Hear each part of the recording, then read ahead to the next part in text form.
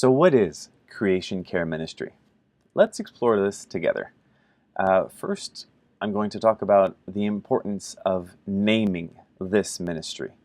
Not just doing environmental stuff in the church, but actually naming it, calling it creation care ministry. Then we'll define it, okay, a brief definition of what it is, and that will actually help you answer to the people who ask. And finally, why are we using the word creation rather than environment? Could have been environmental ministry in the church. But why use the word creation? We'll ponder that question together. So first of all, I'm from the Catholic Church, so I'll give that example. There would be equivalent examples in other churches. But let's go with the sacraments. There's baptism, marriage, and then other sacraments like reconciliation, communion, confirmation. Those ones we have to prepare children usually for those ones. So to those different sacraments, we've developed types of ministries to accompany people towards that sacrament. And I put in there catechesis simply because usually it's a pastoral associate who's in charge of that. And faith education in itself is part evangelization, part catechesis, and it's also part pastoral care. So that's why it's also a type of ministry, the person in charge of that thing, even though we don't usually exactly call it that way. And then there are other types of ministries that come from a social need. So youth, for example, need to hear about God. They need to nurture their spirituality. Health, or what about the sick people? They're wondering and they're stuck in bed and wondering about all kinds of existential questions. We're there for them, and we've developed a ministry for that. What about poverty and other excluded people? So we've developed a ministry for that too. And finally, the environment. That's the new one, and that's the one we should be naming. So there's youth ministry, health ministry, and then social justice ministry, and now we have creation care ministry. Now, one of the reflexes in the past years that I've seen in different churches is to ask the social justice ministry to also take care about environmental needs. Now, the problem that I see with that, and I've done social justice ministry for a while, is that when we have to be in charge of the environmental aspect as well, we are inevitably neglecting the other things, the other signs of human suffering that can be in our neighborhood or even farther away. So I think it's important to have in a church a social justice committee with someone who's named as a minister for that, and creation care ministry with a green team, and they're doing that, and then together sometimes they can do some collaborations. But really, creation care ministry is this new ministry appearing in the church, and it's not making other ministries less important. It's just taking its proper place in the church setting. I put the image of the popes here because in the Catholic Church, what a pope says is listened by everyone. But obviously, there are other equivalents, again, in other churches. But just what I want to reflect on is that since the 70s, there's been this very well-developed theology of creation. Okay? As the years were going by in the past 10 to 20 years, we could also call it eco-theology. But a theology of creation that's been reaffirmed. And interestingly enough, we see Pope Paul VI, 1972, the United Nations Conference on the Environment. He spoke beautifully there. Then in 2010, Pope Benedict made this amazing message in on January 1st, 2010. And then Pope Francis gave us the encyclical Laudato Si. why am I talking about this? Well, because in the first years I was doing creation care ministry, the people would say, "Oh yeah, creation care ministry, that's been around for a long time." And I would say, what do you mean?" And the person would name some theologians and some of the statements from the Pope. And then I would say, well, that's fine, but that's theology. What's happening here in the parish? What's happening here in the diocese? And people would say, well, I mean, people should just read all that theology. And I'm thinking, no, people don't do that usually. A small number of people will do it, but not all of the faithful. So we have to go from theology to ministry.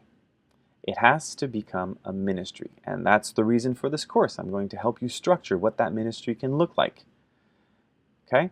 So we're not just with the theology. Theology is an engine that's helping us in all of this, help us reflect on what to say and how to do this. But the ministry itself is to be on the ground with the people, serving God, serving the people, to care for the environment, our common home. So here's a definition of creation care ministry.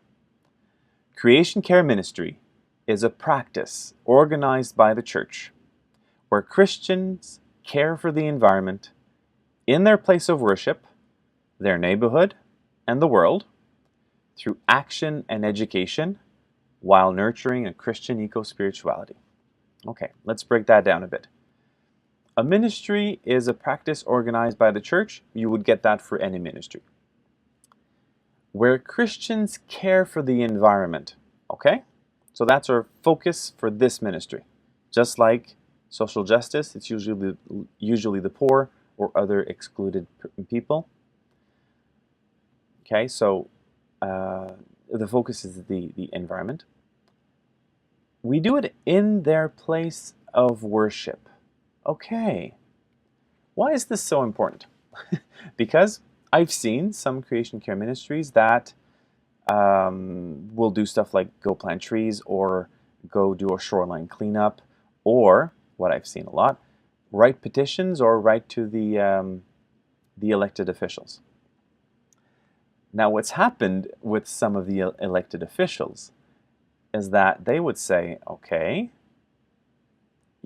you want me to take decisions for the environment, but you're one of the most inefficient buildings in the whole neighborhood. And I've seen how you made POC locks and how much, I've seen the last church picnic, and there's so much waste. So who are you to tell me what to do about the environment if you're not practicing what you're preaching? You got to walk the talk. So I've seen the opposite. Some of the churches that started by really changing their habits and as a community became a lighthouse, just shining all around the neighborhood, these good intentions. So in the church itself, lots of things were changing. And so that was bearing witness that caring for God's creation is important. And it had impacts on others in the neighborhood. So the first thing creation care ministry does is to revamp, is to really improve the place of worship so it reduces the impact on the environment and we walk the talk. Okay. Second, create lots of partnerships with the neighborhood, and also, well, I mean, like buying fair trade, for example, it's helping the world. Reducing greenhouse gases helps the whole wide world. Okay, and we don't do this just by praying, like other types of ministries. No, not just praying, or it's not just concentrated on action. It's actually a mix of action, education, and spirituality. And these three in the ministries give a very wholesome outlook on it. Okay, so why use a capital C?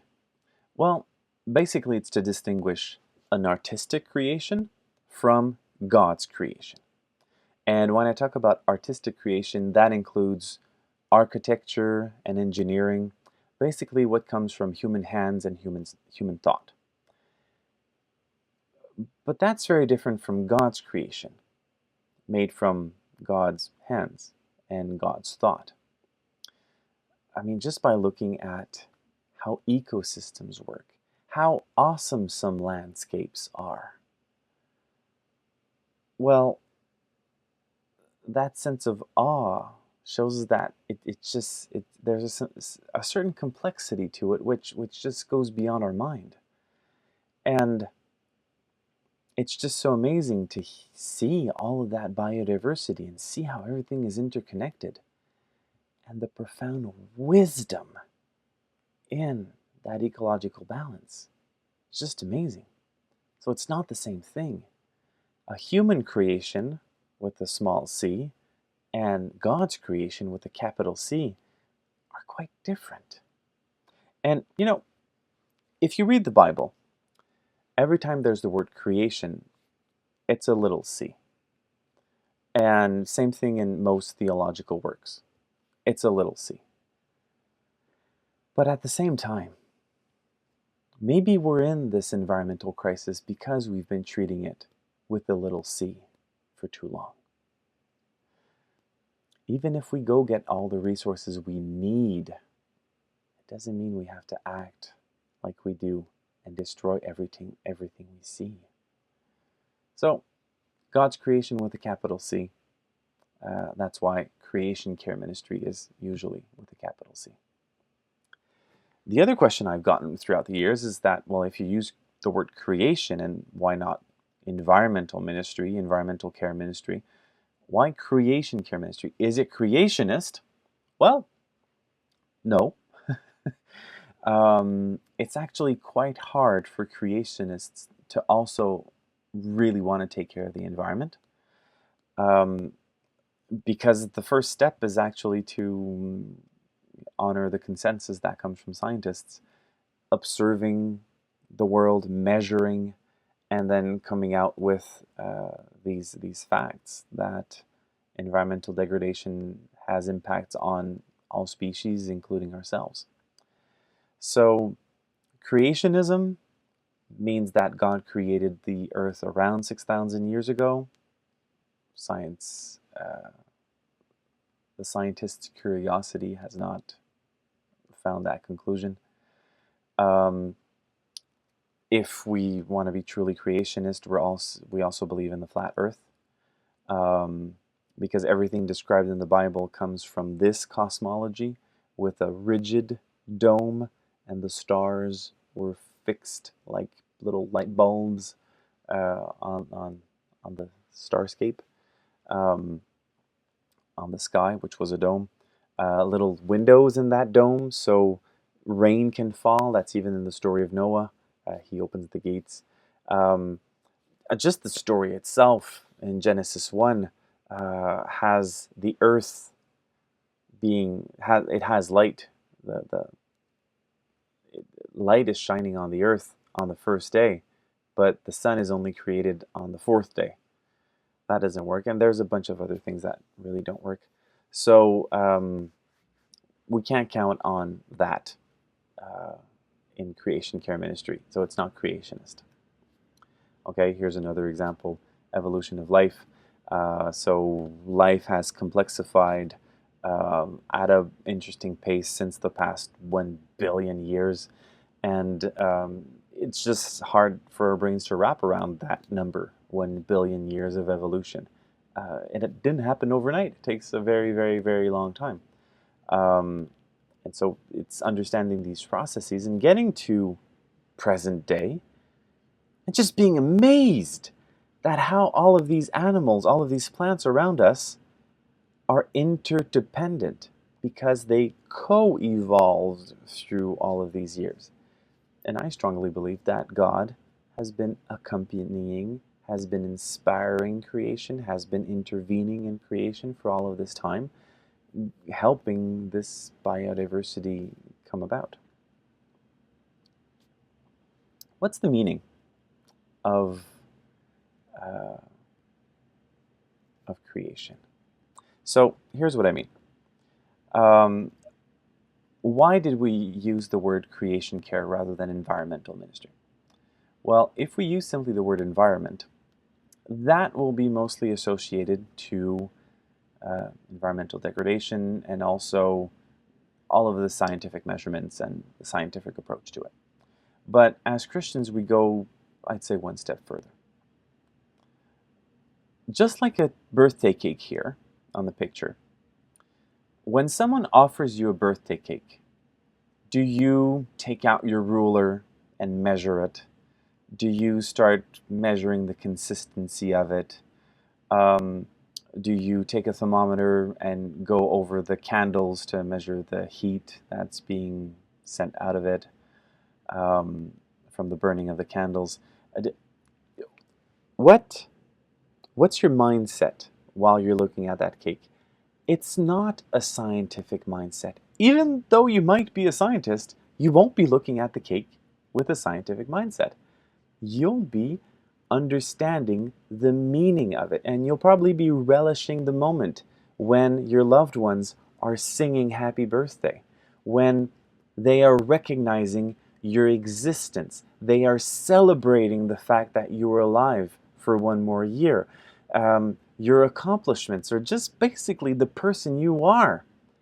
So the cake is there, but it's also transporting so much meaning while it's being given to you.